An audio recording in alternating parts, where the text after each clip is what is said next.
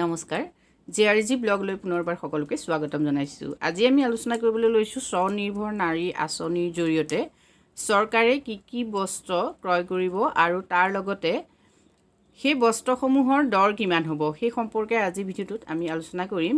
হস্ততাঁত আৰু বস্ত্ৰশিল্প সঞ্চালকালয়ৰ অধীনত স্বনিৰ্ভৰ যিখন নাৰী আঁচনি অসম চৰকাৰে গ্ৰহণ কৰিছিল 2021-22 চনত।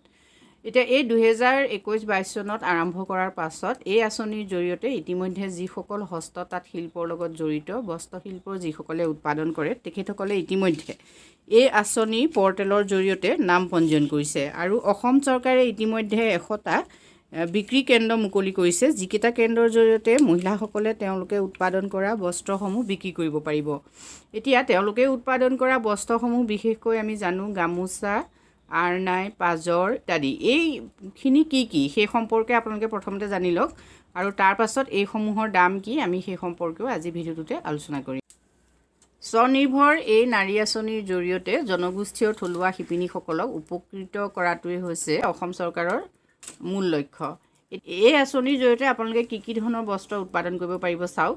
প্ৰথম আহিলে ফুলাম গামোচা। ফুলাম গামোচাৰ বিভিন্ন ভাগ আছে।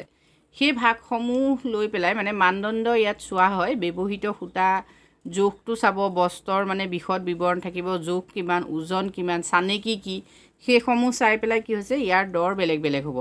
এতিয়া যদি এখন ফুলাম গামোচা আপুনি বিক্ৰী কৰিব খোজে তেতিয়াহ'লে 175 টকাও হ'ব পাৰে, 260 টকা, 320 টকা, 150 টকা, 180 টকা আৰু 335 টকা হ'ব পাৰে এখন গামোচাৰ দাম।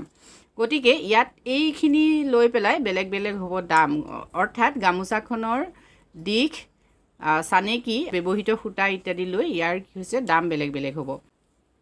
দ্বিতীয়তে আহিলে স্লিক গামোচা। যদি আপুনি স্লিক গামোচা উৎপাদন কৰে, স্লিক জি যদি হয় তেতিয়া আপুনি ইয়াৰ দাম পাব 1095 টকা।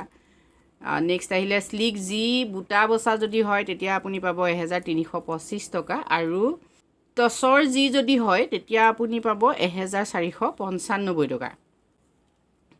আৰু টচৰ যি বুটা বচা যদি হয় তেতিয়া সেই গামোচাখনৰ দাম হ'ব 1840 টকা। ইয়াৰ পাছত আহিলে আৰনাই। আৰনাইও তেনেকৈ বিভিন্ন ভাগ আছে, অৰ্থাৎ আৰনাই যদি এক্ৰিলিক হয়, এক্ৰিলিকৰ আৰনাইখনৰ দাম হ'ল 260 টকা। তেনেকৈ যদি কপাহী হয় তেতিয়া 320 টকা আৰু পলিয়েষ্টাৰ হ'লে 230 টকা। তাৰপিছত আহিলে কাৰ্বি পহু। কাৰ্বিসকলৰ যি বস্ত্ৰ সেই বস্ত্ৰখন হ'ল পহু। সেই কাৰ্বি পহু বস্ত্ৰ যদি চিন্থেটিক হয়, চিন্থেটিকখনৰ দাম 260 টকা আৰু যদি কাৰ্বি পহু কপাহী হয় সেই কপাহীখনৰ দাম হ'ল 405 টকা। তাৰপিছত আহিলে মণিপুৰীসকলৰ খুদেই। মণিপুৰীৰ যি অংগবস্ত্ৰ সেইখনক খুদেই বুলি কোৱা হয়, মণিপুৰী অংগবস্ত্ৰ বুলিও ইয়াত আছে। এতিয়া মণিপুৰী অংগবস্ত্ৰখন কপাহী যদি হয় আৰু কপাহী বস্ত্ৰখনৰ দাম হ'ব 150 টকা। তাৰপিছত আহিলে পাজাৰ।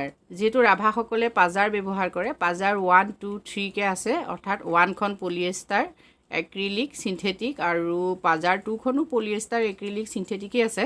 এতিয়া পাজাৰ 1, 2, 3 ইয়াত ওজন লৈ বেলেগ বেলেগ হ'ব দাম, 240 টকা, তাৰপিছতে 630 টকা আৰু 895 টকা পাজাৰৰ দাম। নেক্সট আহিলে ডিমাচা, ৰিচা বাচা। ডিমাচাসকলৰ যি বস্ত্ৰ সেইখনক ৰিচা বুলি কয়। সেই ৰিচাৰ চিন্থেটিক যদি হয় তেতিয়া 320 টকা, কপাহী যদি হয় 390 টকা। তাৰপিছত আহিলে মিচিংসকলৰ ডুমেৰ আৰু এৰকক। মিচিংসকলৰ যিখন এৰকক সেইখনক মাৰফলা বুলি কয়। এতিয়া মিচিংসকলৰ ডুমেৰখনৰ দাম যদি কপাহী হয় তেতিয়া 210 টকা আৰু এক্ৰিলিক ঊণৰ হ'লে সেইখন 265 টকা। তাৰপিছত চাওক কোচ ৰাজবংশীসকলৰ গামোচা, কপাহী গামোচা আৰু কোচ ৰাজবংশীসকলৰ গামোচাখনৰ দাম হ'ব 210 টকা।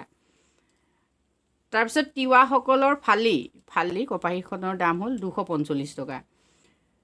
নেক্সট আহিলে সাধাৰণ তিয়নি গামোচা যিখন, সেইখনৰ দামো বেলেগ বেলেগ। এতিয়া ইয়াতে ওজন লৈ বা দিশ বানি লৈ পেলাই দাম বেলেগ বেলেগ হ'ব, 255 টকা, 245 টকা, 265 টকা, 230 টকা। তাৰপিছত আহিলে দেউৰী গামোচা। দেউৰী গামোচাৰ দাম বগাই হওক বা ৰঙিনেই হওক দাম একেই হয়, 175 টকা।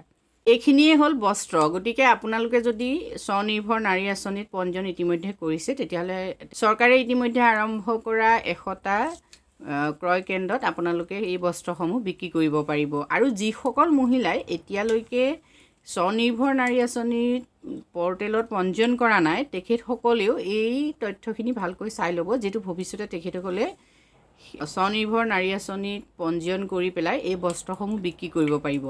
কিন্তু আপোনালোকে এটা কথা মন কৰিব যে আপোনালোকৰ বস্ত্ৰসমূহ সময়মতে বিক্ৰী নহ'বও পাৰে কেতিয়াবা। কিয় নহ'ব চাওক, যদি আপোনালোকে এই মানদণ্ডখিনি অনুসৰণ কৰি পেলাই খিনি উৎপাদন নকৰে তেতিয়াহ'লে আপোনালোকৰ বস্ত্ৰ চৰকাৰে ক্ৰয় নকৰিব। গতিকে আপোনালোকে বস্ত্ৰ উৎপাদন কৰাৰ আগত এই যিখন তালিকা, এই তালিকাখন আপোনালোকে সম্পূৰ্ণভাৱে চাই ল'ব। অৰ্থাৎ দীঘৰ সূতা কি দিব, কেনেকৈ সূতা ব্যৱহাৰ কৰিব, জোখ কেনেকুৱা হ'ব লাগে, কিমান হ'লে আপুনি কিমান টকা উপাৰ্জন কৰিব পাৰিব, সেইখিনি সবিশেষ তথ্য আপোনালোকে জানিলে চৰকাৰে যি উদ্দেশ্য আগত ৰাখি এই আঁচনি প্ৰস্তুত কৰিছে সেই উদ্দেশ্য চৰকাৰৰো সফল হ'ব আৰু আপোনালোকো লাভান্বিত হ'ব। এই গোটেই তালিকাখন মই ডেছক্ৰিপশ্যন বক্সৰ লিংকত দি দিম, তাত গৈ আপোনালোকে সম্পূৰ্ণ তথ্যখিনি চাই ল'ব পাৰিব। আজি ভিডিঅ'টোত আমি আপোনালোকৰ বাবে এইখিনি তথ্য আগবঢ়াইছোঁ। যদি উপকৃত হৈছে কমেণ্ট কৰি জনাব। ধন্যবাদ।